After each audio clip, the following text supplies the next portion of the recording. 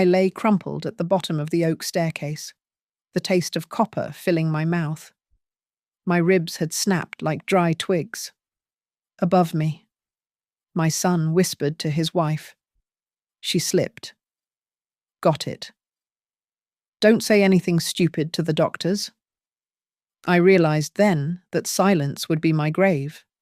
Trembling, I dialed the one number I still knew by heart. Marcia. Caleb just pushed me down the stairs. My name is Lorraine Doyle, at 62 years old. I never expected to view the ceiling of my own foyer from this angle. The wooden step had slammed into my back with a force that knocked the wind out of my lungs, and I tumbled. The world spun in a violent kaleidoscope of beige walls and expensive art until I hit the hardwood floor at the bottom. A sharp crack echoed in my ears, louder than the thud of my body, and almost immediately, a hot, metallic taste filled my mouth. My ribs were gone. I knew it instantly. Somewhere above me, a woman screamed. It was a high, piercing sound that belonged in a bad soap opera. Oh my God, Caleb. She fell. Oh God, Sienna yelled. I tried to draw breath, but pain radiated through my chest like fire, through the haze of agony.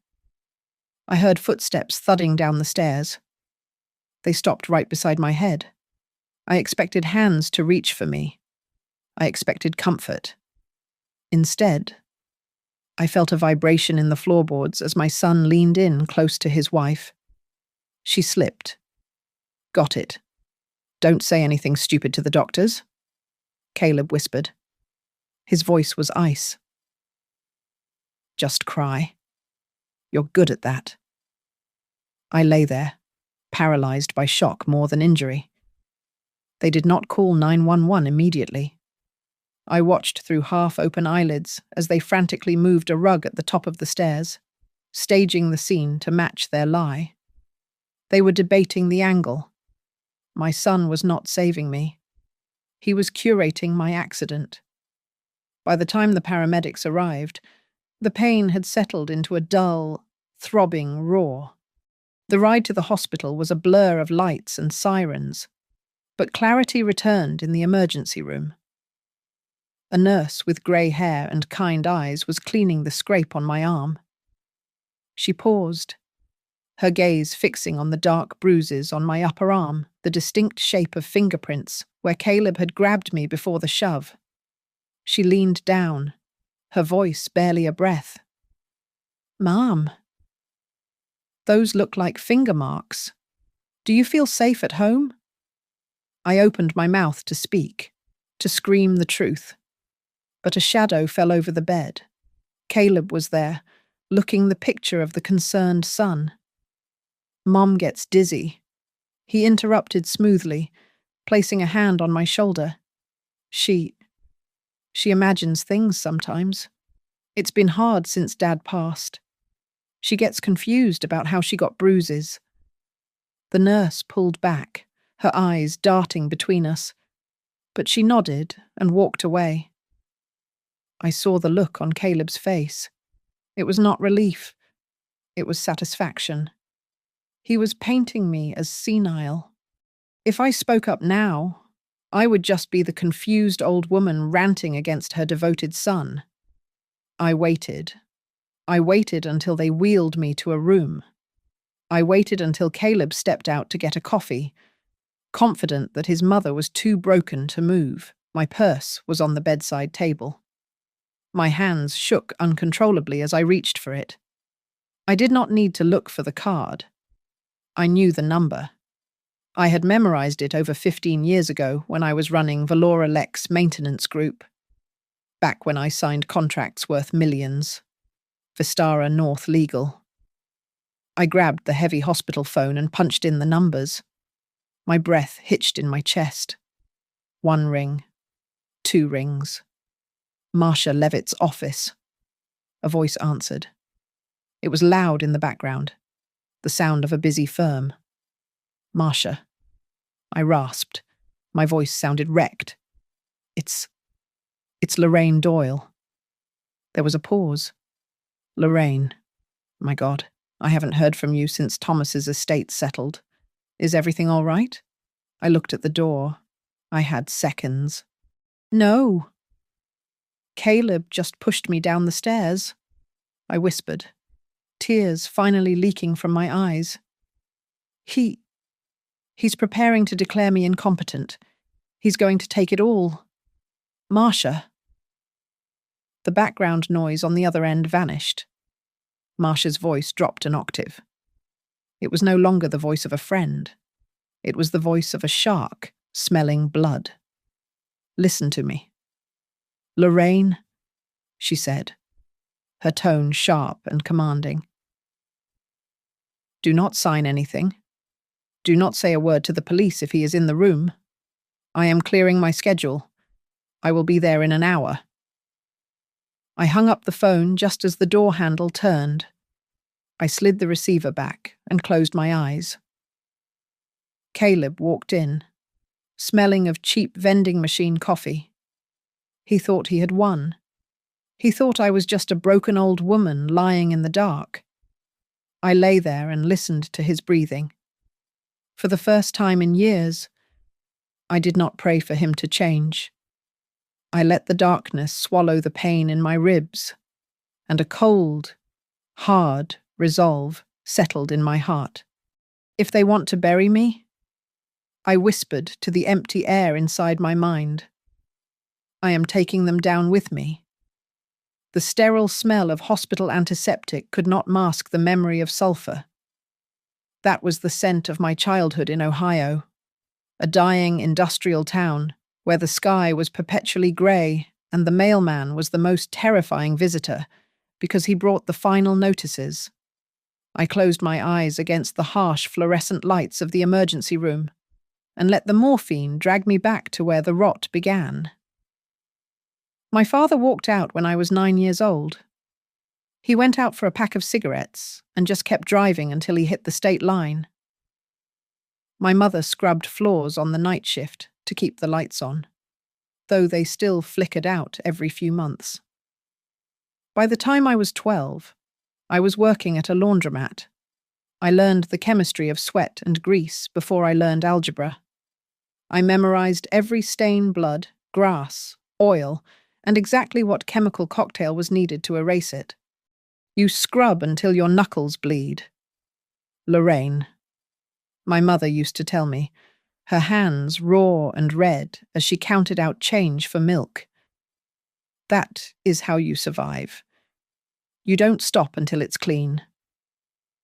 I did not go to college. I went to the skyscrapers. I emptied trash bins and buffed marble floors. But I was also watching. While other cleaners listened to music, I listened to the building managers. I wrote down how often the HVAC broke, how much they wasted on toilet paper, and how the large management companies cheated on hours. When I was 30, I bought a rusted Ford van and hired 3 guys who could not get hired anywhere else. I called it Valora Lex Maintenance Group. It sounded Latin. It sounded fancy. It meant absolutely nothing, but it looked good on an invoice. I worked 16, sometimes 18 hours a day. I would be in a silk blouse negotiating a contract at 10 in the morning and in coveralls, unclogging a urinal at a mall food court by noon. I was drowning in receipts and caffeine when I met Thomas. He was an accountant for one of the buildings. I managed a rigid man with a soul made of gold. He looked at my chaotic books during a meeting, frowned, and adjusted his glasses. Ms. Doyle, he said, tapping the ledger. Your margins are excellent, but your tax filing strategy is, well, it is suicidal. Let me help you. He saved me from bankruptcy during the recession. We married 6 months later. It was a simple marriage, a partnership of 2 people who knew the value of $1. We ate tuna casseroles and cut coupons even after Valora Lex became the primary maintenance contractor for half the skyline in Denver. We built an empire on bleach, sweat, and spreadsheets. Then came Caleb. We were older by then, and he was the miracle we thought we would never have. I remember looking at him in that incubator, so small and fragile, and I made a vow that would become my undoing. "You will never know what it feels like to be hungry," I whispered to his sleeping face. "You will never be poor. Not like I was." I kept that promise, but I broke every other one. I missed his 5th birthday because a pipe burst in the Western Tower. I missed his lead role in the school play because of a union strike negotiation. To compensate, I threw money at the void where my time should have been. I sent him to the best summer camps, bought him the newest video game consoles, and paid the tuition for a private school where the parking lot looked like a luxury car dealership. I remember him standing in the doorway when he was 16, holding the keys to a brand new Jeep I had just bought him. He did not say thank you. He just tossed them in the air and caught them, looking bored. "Cool," Caleb said, looking at the key fob. "But Dad said I could get the black one. This is navy." I smiled and promised to get it repainted. That was my crime. It was not that I worked too hard. It was that I stole the struggle from him. I smoothed every road so he would never trip. I never let him feel the weight of $1 or the sting of a refusal. I thought I was giving him a better life. In reality, I was crippling him. I created a man who believes the world owes him everything simply because he exists. And now, lying in this hospital bed with broken ribs, I realized I had raised the very monster that pushed me. Caleb grew up in a world that was alien to me, a soft, cushioned reality where the edges were sanded down by my checkbook. While I had spent my youth calculating how long a loaf of bread would last, Caleb spent his summers at beach houses in the Hamptons and his winters on ski slopes in Aspen. He never looked at a price tag because he knew the credit card in his pocket always worked. It was a magic trick I performed for him daily, and he never once asked how the rabbit got into the hat. Thomas and I tried, or at least we told ourselves we tried, to instill some grit in him. When Caleb was 16, I brought him to a warehouse site Valora Lex was managing. I handed him a mop and a bucket of industrial cleaner. He looked at the mop handle as if it were covered in disease. "Mom?" "Seriously?" Caleb laughed, a dry, dismissive sound that grated on my nerves. "I mean, I respect what you do, but I wasn't born for that stuff. I'm a strategist. I'm big picture. I let him put the mop down. That was my failure. I let him walk away from the grime, and in doing so, I taught him that he was above it." His 20s were a blur of changed college majors, from business to communications to philosophy, and a series of failed startups. There was an app for dog walking that never launched, a sustainable clothing line that produced 0 clothes, and a tech consulting firm with no clients. I funded them all. I called it angel investing, but in truth, it was just an allowance with a different name. Then came Sienna. They met at a rooftop party in downtown Denver. She was a life coach and a social media influencer, a woman who spoke in buzzwords and filtered photographs. The first time I met her, she hugged me a little too tightly and smelled of expensive vanilla and ambition. I manifest abundance. She told me within 5 minutes of shaking my hand. And Caleb, he just has such a powerful energy field. We vibrate at the same frequency. I felt a chill go down my spine, but I smiled. We took them to dinner at a steakhouse a week later. I expected her to ask about Caleb's childhood, or perhaps how Thomas and I met. Instead, she leaned over the white tablecloth, her blue eyes sharp and assessing. Valora Lex is such a female empowerment icon. Sienna purred, sipping her wine. It is fascinating how you scaled it. What is the current market valuation? Do you own the buildings you service? Or is it purely service contracts? She did not ask if I enjoyed the work. She asked what the work was worth. On the drive home, Thomas was quiet. He kept his eyes on the road, his grip tight on the steering wheel.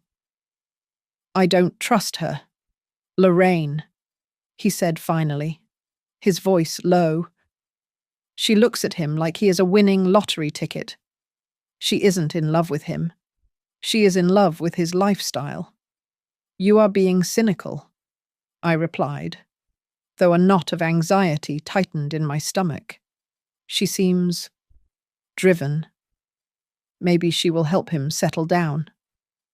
I silenced my intuition because I wanted my son to be happy. I wanted him to be normal. So I paid for the wedding.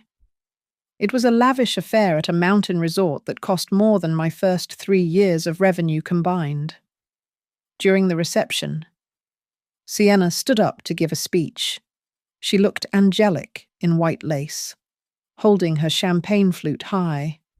Caleb and I are so honored, she said, her voice trembling with practiced emotion. We promise to take the incredible legacy Mom and Dad have built and grow it. Our new family will carry this torch forward. Everyone clapped. I felt nauseous. It sounded less like a toast and more like a hostile takeover announcement. 2 months later, Sienna quit her life coaching business. She announced that she was going to support Caleb full-time in finding his true purpose. Practically, this meant they both stopped working entirely. They moved into a condo we paid for, drove cars we leased, and ate food we bought. They were parasites, but they were our parasites, and I loved them. Thomas, however, saw what I refused to see. A few weeks before he passed, he came home late from the bank. He sat down at the kitchen island and slid a small metal key across the granite counter toward me. I opened a new safe deposit box, Thomas said, his face weary, and a separate trust account. It is in your name only. Why, I asked, confused. We share everything. Thomas took my hand. His skin was rough, a remnant of his years counting paper and coins. Because I know you, Lorraine, he said softly. You love him too much. I want a layer of protection. Just in case you get too soft with Caleb and that wife of his. If a rainy day comes, I want you to have an umbrella that they cannot reach. I nodded, tucking the key into my purse, thinking he was just being a paranoid accountant. I never imagined that the rainy day would not be a market crash or a lawsuit, but the day my own son would decide that waiting for his inheritance was taking too long. Thomas left this world without a whisper. There were no final words of wisdom, no dramatic bedside confession. He simply suffered a massive stroke while waiting at a red light on his commute home. By the time the ambulance arrived, the man who had been my anchor for 30 years was gone. The funeral was small and dignified, exactly as Thomas would have wanted. But Caleb turned it into a performance. My son stood by the grave, sobbing loudly enough to turn heads, draping himself over the casket in a display of grief that felt more like theatre than sorrow. He looked around the cemetery through his tears, making sure everyone saw him as the devastated, devoted son. I just stood there, numb, feeling like a ghost at my own life's event. Returning to the house was worse. It was a large colonial we had bought when Valora Lex first took off, and suddenly it felt cavernous. I sat at the kitchen island where Thomas used to drink his coffee and read the financial section every morning. The silence was not peaceful. It was heavy. It pressed against my eardrums. For the first time in my life, I looked at my reflection in the dark window and did not see a CEO or a survivor. I saw an old woman. I felt truly, terrifyingly elderly, terrifyingly. Caleb and Sienna wasted no time filling that silence. They began stopping by every evening. At first, they brought lasagna and sympathy. They offered to stay over so I would not be afraid of the empty halls. "We just don't want you to be lonely." "Mom," Caleb said, squeezing my hand across the table. But the conversations shifted rapidly. The condolences turned into logistics. The sympathy turned into strategy. "You are managing so much all by yourself," Sienna said one night, pouring me a glass of wine I had not asked for. "It must be so stressful. And honestly, it is dangerous. What if you fall? What if you have a stroke like Dad and no one is here?" She spoke softly, but her words were calculated strikes at my vulnerability. She painted a picture of me as frail and at risk. Then came the solution. "Why don't we sell this place?" she suggested, her eyes bright. "We can pool our money, get a big estate in Cherry Hills. You would have your own wing. We could take care of you. We could be a real family." I was tired of the silence. I was tired of walking past Thomas's empty office. I agreed.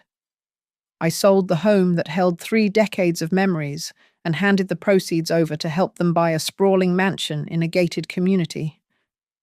During the closing process, amid a blizzard of documents, Caleb slid a thick stack of papers toward me. "This is just a limited power of attorney." "Mom," he said, his voice casual. "Since we are merging the funds for the down payment and the renovations, this just helps me handle the bank stuff so you don't have to drive downtown every time we need a signature." I looked at the dense legal text. My eyes were blurring from days of crying. "It seems like a lot of pages for bank stuff," I murmured. "Trust me," Caleb said, looking me dead in the eye with that same earnest expression he used to wear when he asked for money for a new venture. "I promise, I will only use it when I really need to. It is just a safety net." I signed away my autonomy because I wanted to trust him. The move started with a false sense of peace. I had a beautiful suite on the ground floor with French doors opening to a garden. I spent my afternoons reading to my grandchildren, Emma and Jonah, feeling like I had made the right choice. I was surrounded by family. Then the walls started closing in. "Mom," Sienna said one morning, blocking my path to the kitchen. "I am filming my morning wellness routine content between 8 and 10. The background needs to be pristine. You cannot be in here making toast. It ruins the aesthetic." That was the first rule. Then came others. No shoes in the hallway because they scuffed the finish. No television after 9 o'clock at night. The energy of the house needs to settle. Sienna explained. The kids need quiet energy to sleep. Caleb became a ghost in the house he supposedly bought for us to share. He was always busy with online meetings or locked in his study, leaving Sienna to coordinate me. She began managing my schedule as if I were a toddler. She decided what we ate when I went to the doctor, and even questioned why I needed to go out for coffee. "You have everything here," she would say. "Why tire yourself out?" I told myself this was just an adjustment period. I told myself I was being sensitive. But one evening, I walked into the kitchen to get a glass of water. The patio door was cracked open, and Sienna was pacing outside, phone pressed to her ear. "Oh, don't worry about the trust," I heard her say, followed by a low, cruel laugh. When she gets weaker in a few years, everything automatically belongs to us. We just need to keep her dependent until then.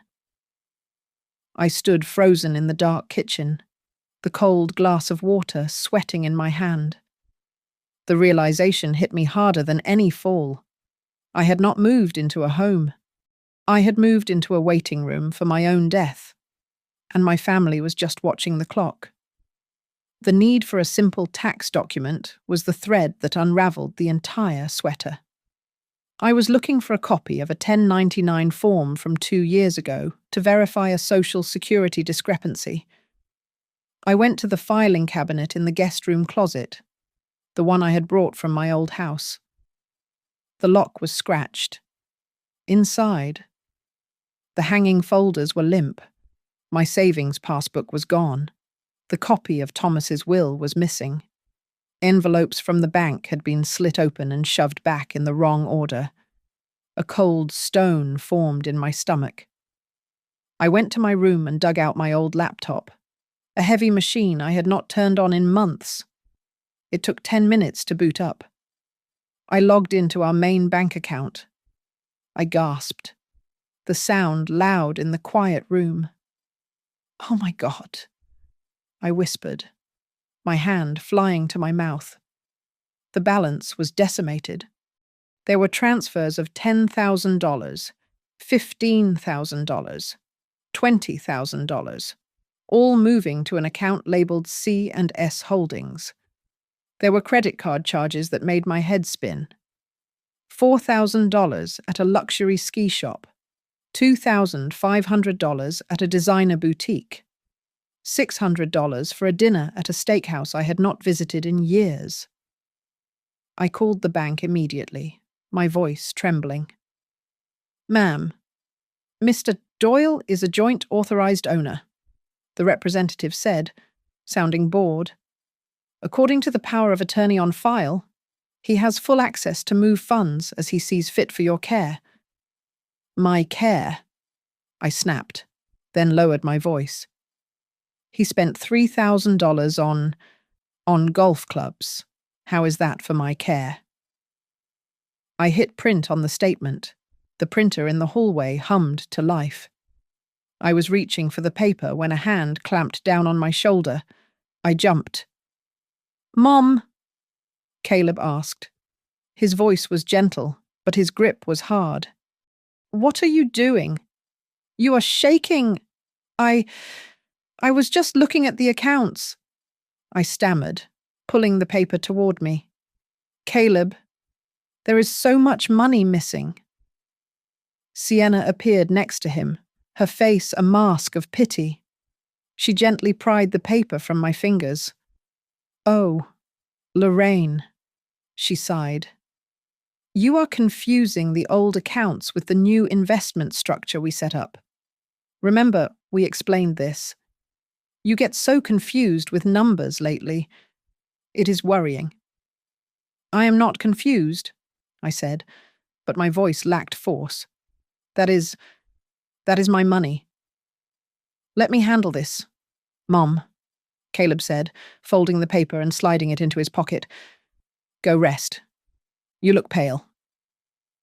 They took the proof, but they could not take what I had seen that night, unable to sleep. I wandered toward the kitchen for water. The door to Caleb's study was ajar. I heard a voice that was not his, a rough, grating baritone coming from a speaker. "Look, the guardianship papers are standard," the voice said.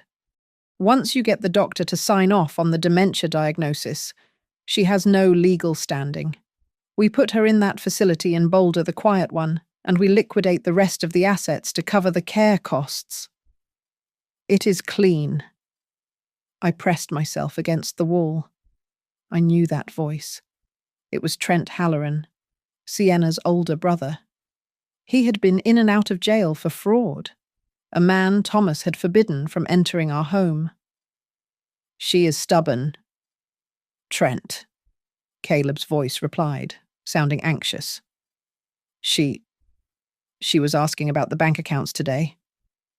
So, speed it up," Trent laughed, a sound like gravel in a blender.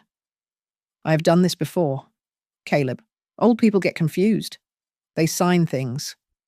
If she won't sign, well, accidents happen at home. Stairs are dangerous. My heart hammered against my ribs so hard I thought they would hear it. I retreated to my room, terrifyingly awake. The next morning, I saw my opportunity. Caleb had left his laptop open on the kitchen island while he went to the bathroom. Sienna was in the garden filming. I moved faster than I had in years. I plugged in the small silver USB drive I kept on my keychain, a relic from my Valora Lex days. I found the email chain. Subject: transition plan. It was between Caleb, Sienna, and Trent. I didn't have time to read it all. I just dragged the files to the USB drive. My hands shook so badly I missed the folder twice. The moment the progress bar hit 100%, I yanked the drive out and shoved it into my bra. Sienna walked in a moment later, holding a notebook. "Morning." "Mom," she chirped. "Time for our little brain exercises? Now. Can you tell me what you had for dinner 3 days ago?" She opened the notebook. On the cover, in neat cursive, it said, "Tracking cognitive decline." I don't remember. I lied, playing the part they wanted. She smirked and wrote something down. "It's okay. It happens." Later that afternoon, my granddaughter Emma came into my room. She looked sad. "Grandma," she asked, twisting her shirt. "Mum says you have to go to the White House soon. She says you forget who we are." I pulled her into a hug, fighting back tears. "I never forget you, sweetie. Never." The final blow came before dinner. Caleb placed a thick stack of papers on the table. "Just some updates for your health insurance, Mum," he said, holding out a pen. "Need you to sign the bottom of these 3 pages so we can keep your coverage active." I glanced at the text. Voluntary relinquishment of financial authority. Power of attorney? Durable? I feel very dizzy," I said, dropping the pen. I clutched my head. "Caleb, I need to lie down. I can't read this right now." "Just sign it, Mom. It takes 2 seconds," he said, his voice tightening with impatience. "Stop being difficult. I said I am dizzy." I snapped, channeling every ounce of authority I had left. "I am going to bed." I walked away, leaving the papers unsigned. I knew I had bought myself a day, maybe 2. But as I closed my bedroom door, I knew the clock was ticking louder than ever. I had the evidence on the USB, but I was a prisoner in a house that was rapidly becoming a cage, and I knew that next time they would not ask nicely. The explosion did not start with a bang. It started with a bruise. I found Jonah sitting on the bottom step of the porch, nursing a welt on his forearm the size of a plum. He had fallen off the slide at the park 2 hours ago. Sienna had not noticed because she was too busy finding the perfect lighting for her story about mindful parenting. I stormed into the living room where she was editing the video, ignoring the no shoes rule. "You didn't even ice it," I said, my voice trembling with a rage I had suppressed for months. You looked right through him, Sienna. You don't deserve to be parents if you just treat your children like props." Sienna dropped her phone. She did not look ashamed. She looked thrilled to finally have a reason to strike.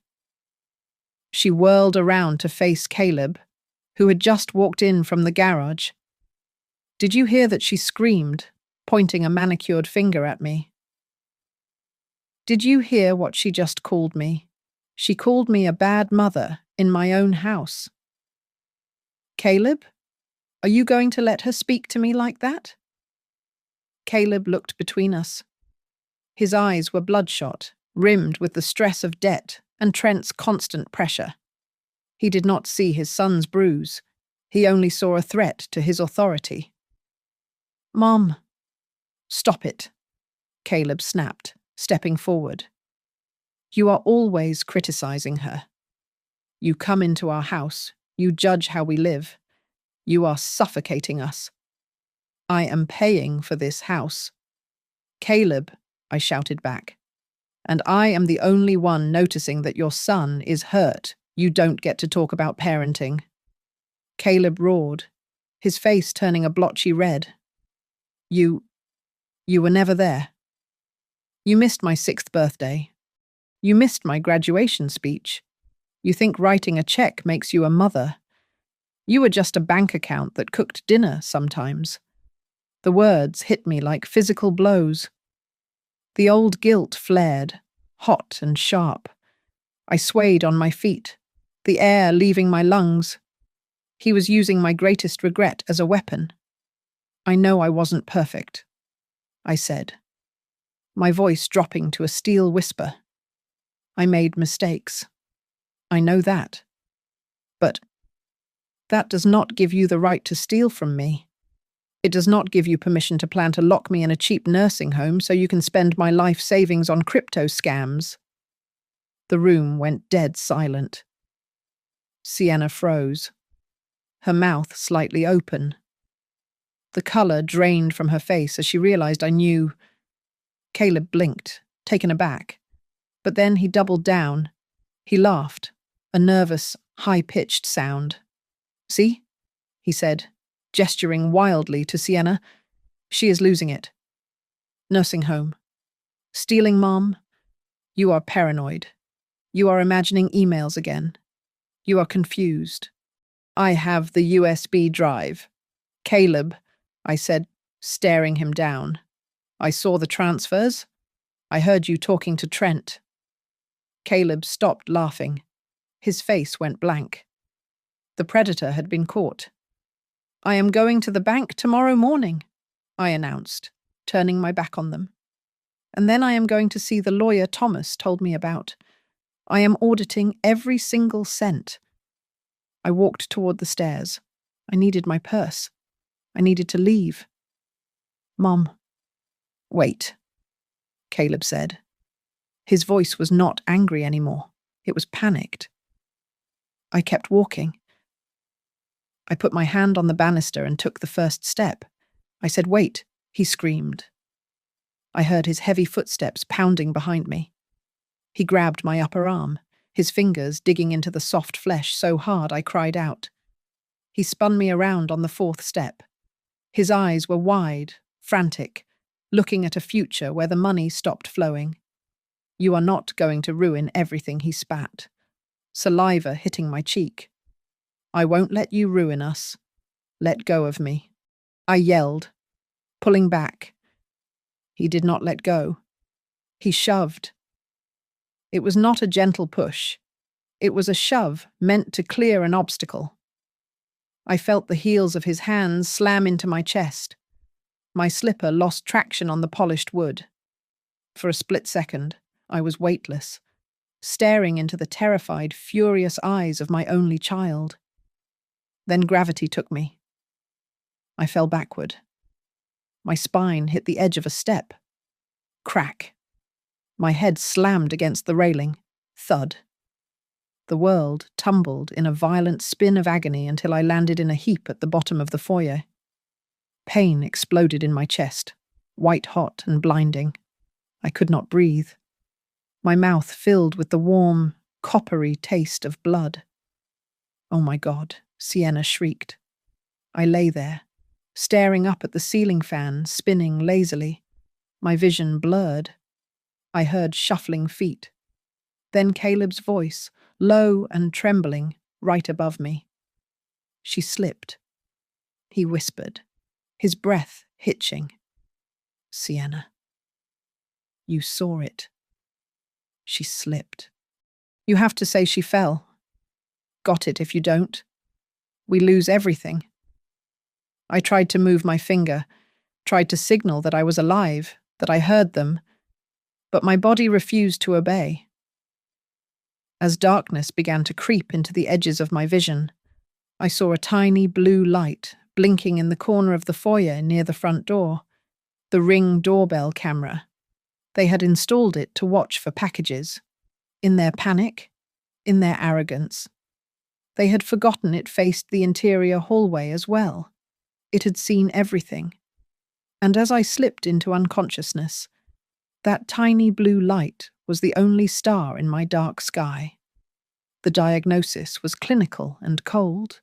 2 fractured ribs and a mild concussion. Every breath felt like inhaling shattered glass.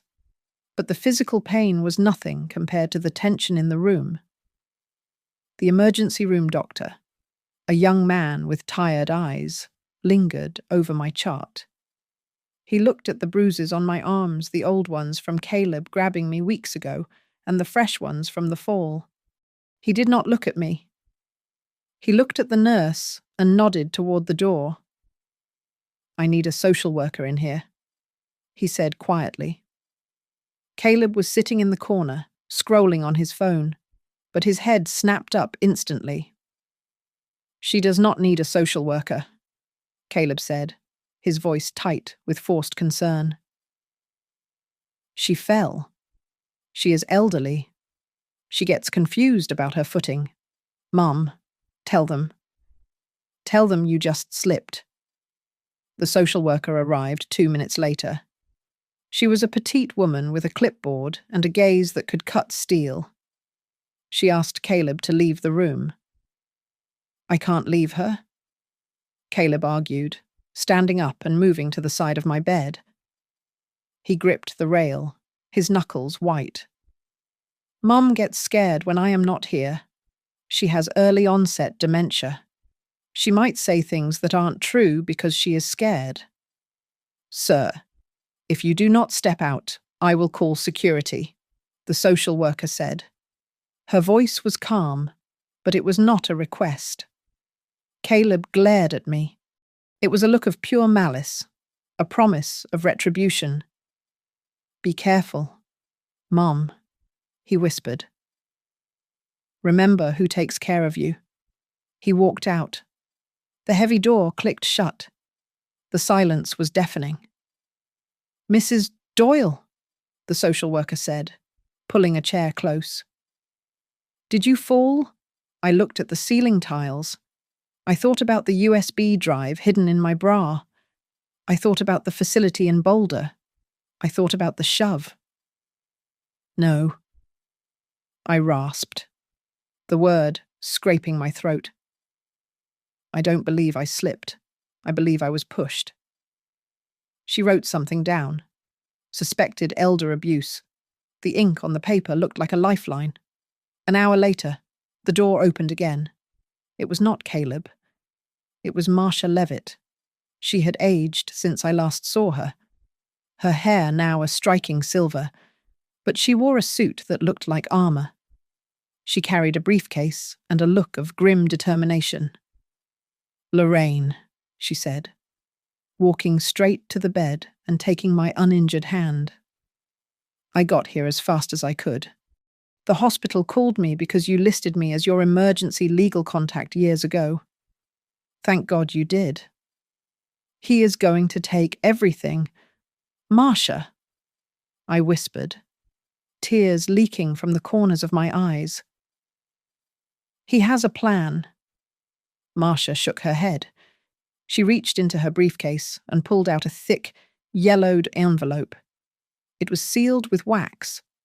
On the front, in handwriting I would recognize anywhere, was my name. "Thomas gave this to me 3 years ago," Marcia said softly. "He made me swear on my law license to keep it in my personal safe.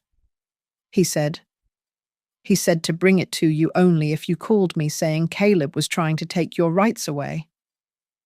My breath hitched. I took the envelope with trembling fingers. I tore it open. Inside was a single brass key and a letter. "My dearest Lorraine, if you are reading this, then my worst fear has come true.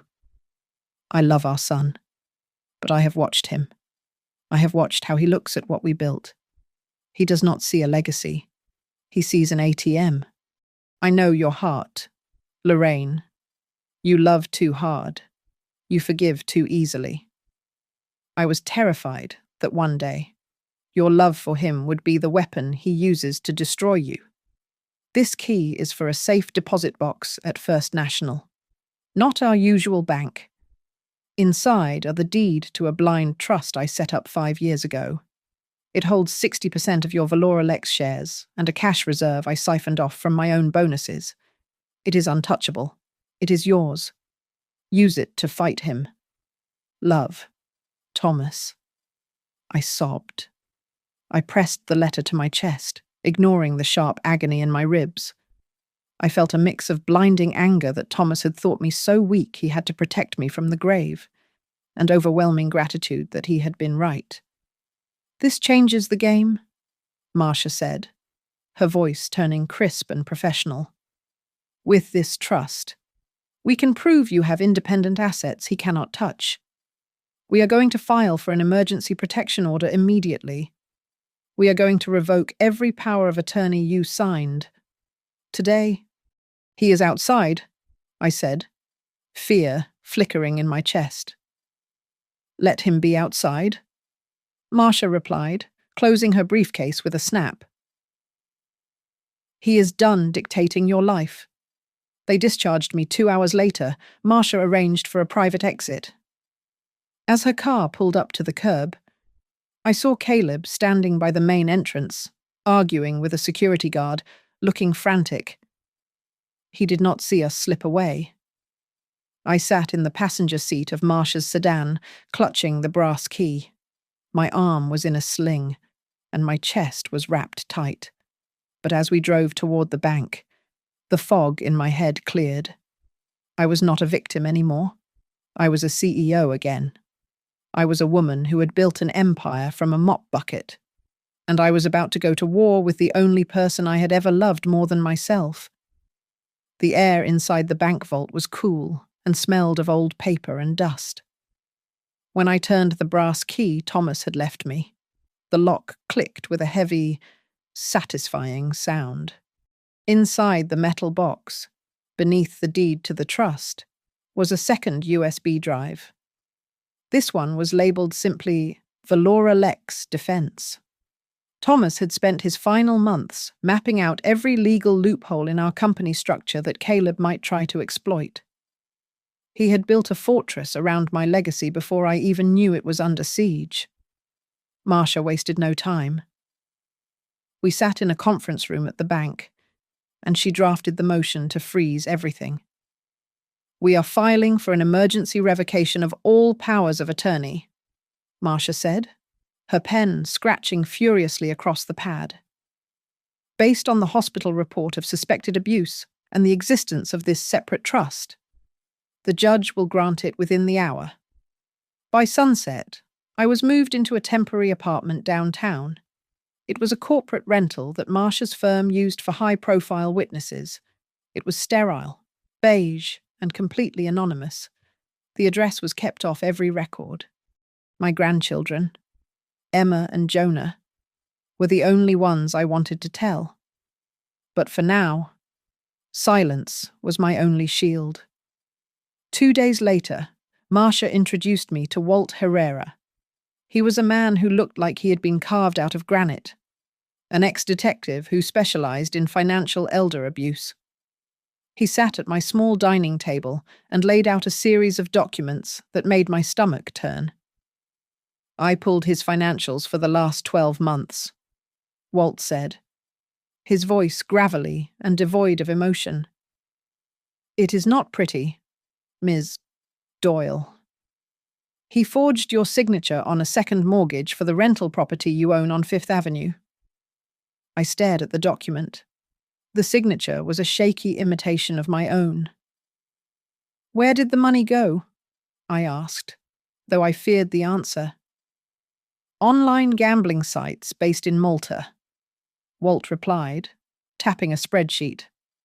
"And," About $40,000 went into a crypto token called Abundance Coin. That is the one your daughter-in-law was promoting on her Instagram last month. I felt bile rise in my throat. They had stolen the equity from my buildings to buy internet money and play poker. But the next slide Walt showed me was worse. It was a printout of an email chain he had recovered, originating from Trent Halloran's hacked account. "This is the end game," Walt said. The email outlined a plan titled Project Clean Slate. Once Caleb obtained full guardianship, he planned to transfer my majority shares in Valoralex to a shell company Trent had registered in Delaware. Then, they would liquidate the company assets, bankrupt Valoralex, and walk away with the cash, leaving me in a state facility with nothing but Medicare. I read the words liquidate and facility over and over. Tears blurred my vision. This was the boy I had rocked to sleep. This was the boy whose skinned knees I had bandaged. He is my son?" I whispered, my voice breaking. "How can he hate me this much?" Marcia leaned forward, her eyes hard. "He does not hate you, Lorraine. He just does not see you as a person anymore. You are an obstacle to the lifestyle he feels entitled to. If you back down now, the next time, they won't just push you down the stairs. They will make sure you don't get up." Her words hardened the molten grief in my chest into cold steel. The court granted the temporary restraining order that afternoon. The judge froze Caleb and Sienna out of every account bearing my name. The credit cards they carried were bricks. The bank accounts they drained were locked. The reaction was immediate. My phone, which I had kept but silenced, began to light up like a slot machine.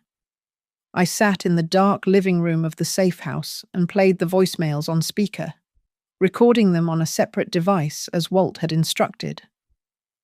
The first message was panic.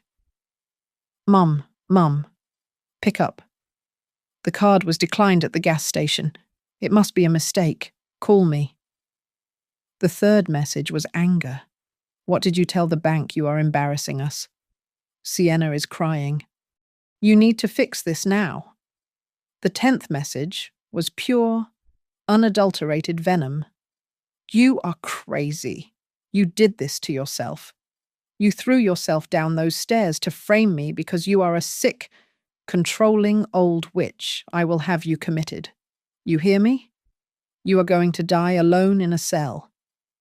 I listened to his voice crack with rage.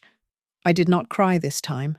I saved the file, labeled it evidence, voicemail 10, and handed the recorder to Marcia. I walked to the window and looked out at the city lights of Denver. Somewhere out there, in the house I paid for. My son was realizing that the ATM had not just broken. It was fighting back. I clutched Thomas's letter in my hand, feeling the sharp edge of the envelope against my palm. "You chose this path, Caleb," I whispered to the glass, "and I will walk it with you to the very end." The court-ordered mediation took place in a small, windowless conference room that smelled of stale coffee and anxiety. Caleb sat across the mahogany table from me, wearing a suit that looked like he had pulled it out of a laundry hamper. His tie was crooked, and dark circles bruised the skin under his eyes. Next to him, Sienna was putting on the performance of her life. She wore no makeup. Her eyes were puffy and red, and she dabbed at her dry cheeks with a tissue every few minutes. They were trying to sell the narrative that they were the devoted children, and I was the confused, elderly mother being manipulated by a predatory lawyer. When the mediator stepped out to get water, the atmosphere in the room shifted instantly. Caleb leaned forward, his elbows resting on the table. He lowered his voice to a whisper that was meant to sound soothing, but felt like a threat. "Mum, Look, we can stop all of this right now, Caleb said, his eyes darting to the closed door. I have a proposal.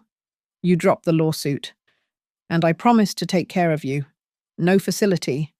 I will tear up the guardianship papers. I will personally make sure you are comfortable here with us.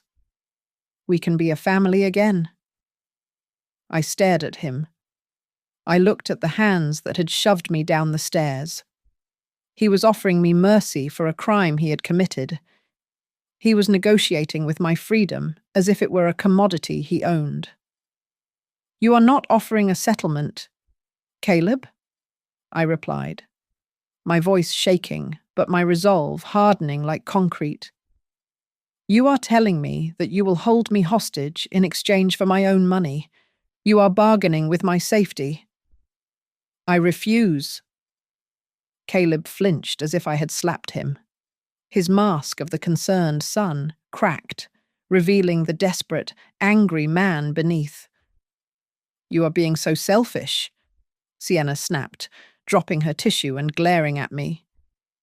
Do you have any idea how much work we put into this? We spent months preparing those guardianship files with Trent. We had everything lined up perfectly. The room went dead silent. The mediator, who had just walked back in, stopped in his tracks. He looked at Sienna, then at his notepad. Sienna froze, her eyes widening as she realized she had just admitted to a premeditated conspiracy in front of a court official. During the break, I went to the restroom to splash cold water on my face. I was drying my hands when the door creaked open. A small figure slipped inside.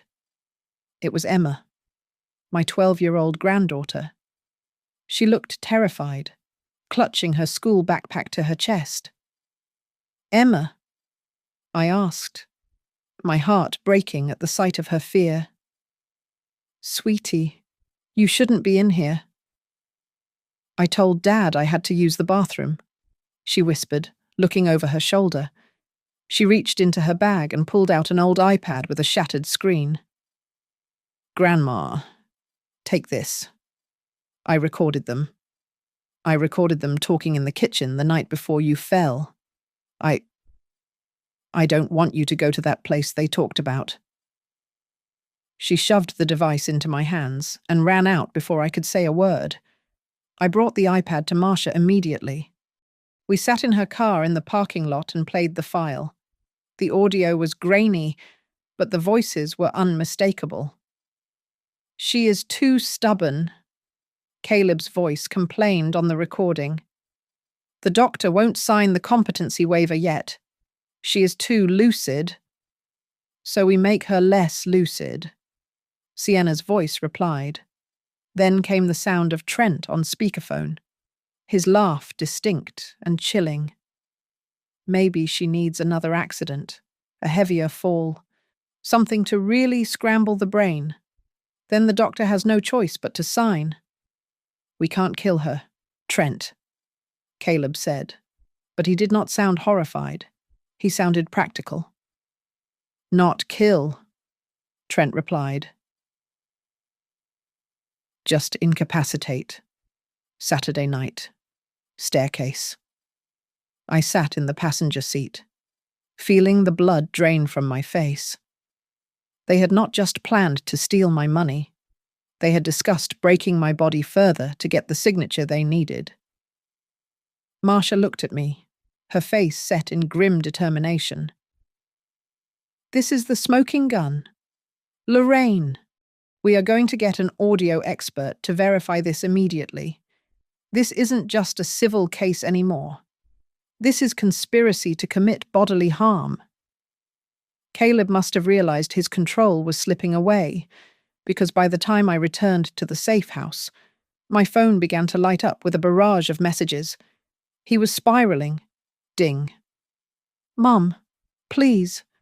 I just want you to be happy. I am your son. Ding. If you keep doing this, the kids will lose the house. Do you want Emma to be homeless? Ding. You are letting strangers destroy our family. Ding. You will die alone. You hear me? You are a crazy old woman and you will die alone. Each message was a desperate attempt to manipulate my emotions. Swinging wildly from pity to rage, I did not block him. Instead, I screenshot every single text and forwarded them to Marcia. Every threat was another brick in the wall of evidence I was building against him. That night, the eve of the trial, I sat on the floor of the empty apartment, surrounded by legal files. I picked up a photograph I had saved from the fire sale of my life. It was a picture of Caleb at 6 years old, sitting on my shoulders, laughing at the blue sky. He looked so innocent. Tomorrow, I whispered to the empty room, I am going to destroy the image of that boy.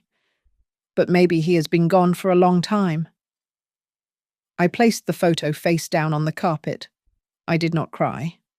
I had no tears left for the man he had become. The courtroom was heavy with the scent of polished wood and nervous sweat. The charges were read aloud. A litany of betrayal, elder abuse, attempted grievous bodily harm, financial exploitation, and conspiracy to defraud. Caleb's lawyer stood up, smoothing his expensive suit, and tried to paint a picture of a devoted son. My client is desperate, the lawyer argued, his voice dripping with faux sympathy.